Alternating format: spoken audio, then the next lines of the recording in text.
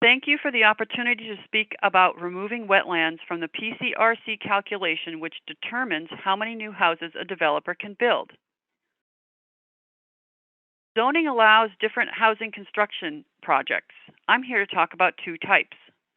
One is a planned conservation residential community, known as a PCRC. The other, a standard subdivision. A PCRC allows clustering of houses to reduce sprawl and preserve open space. This is good. However, in Acton, developers currently use unbuildable wetlands to build many more houses, sometimes 2 to 3 times as many, which are almost always gas heated and unaffordable.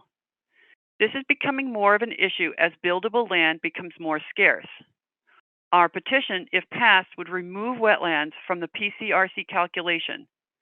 It would protect more land while still encouraging clustering. This slide is a handy reminder of what a wetland is. They recharge our drinking water and filter out toxins. It's important to protect wetlands.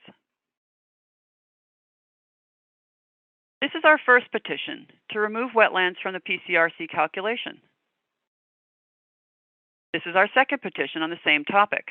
The town suggested it would help to add a definition for PCRC tract of land, which specifically does not include wetlands.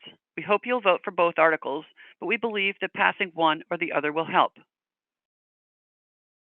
What does this all mean? Here is a simple example to show you. Say a developer buys an acre of land next to wetlands. Say the developer can build 2 to 3 houses on that acre. What happens next? The developer then approaches neighbors who own the pond next to his 1-acre lot. The developer says to the neighbors, "Can I buy that pond? I can't build on it, but I want to own it." The neighbors shrug and sell it to the developer. Now the developer has 8 acres and can build a PCRC, and the developer is now allowed to build up to 14 houses. We expect this more and more as developers run out of buildable upland to build on. PCRC would still be an incentive to cluster houses, even without the wetlands in the calculation. That's because the current standard subdivision rules require things that create more costs for developers. So as long as they can build one more house, then there will be a financial incentive to cluster with PCRC. Among other things, the current standard subdivision rules require very large streets, 40 feet wide, which reduce buildable area 150 or 250 linear feet of frontage, which means each house has to have 150 or 250 linear feet on a street, depending on the district. PCRC, on the other hand, allows smaller common drives and does not require any frontage. So there's still a very big incentive to cluster with PCRC, even without the wetlands in the calculation.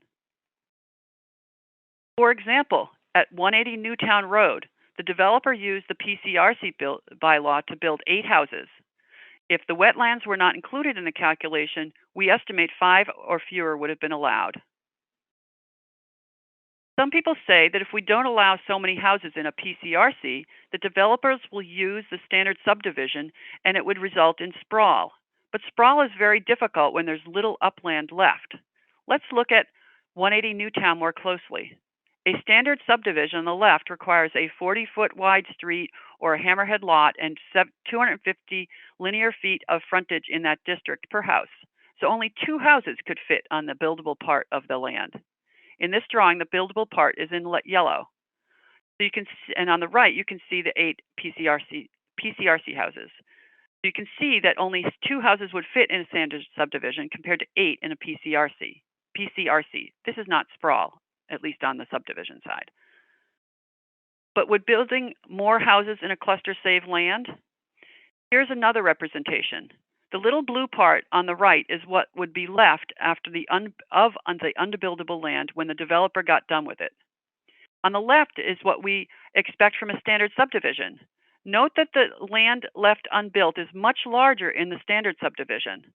So you'll see on the right, the little blue dot is what got left after the developer was done with the PCRC, and on the right is the PCRC, and on the left is probably what would happen in a standard subdivision. So we expect this same thing to happen more often as land becomes more and more scarce in Acton. Please vote yes to preserve more land, natural habitat, carbon footprint, and open space. Thank you for allowing me to speak.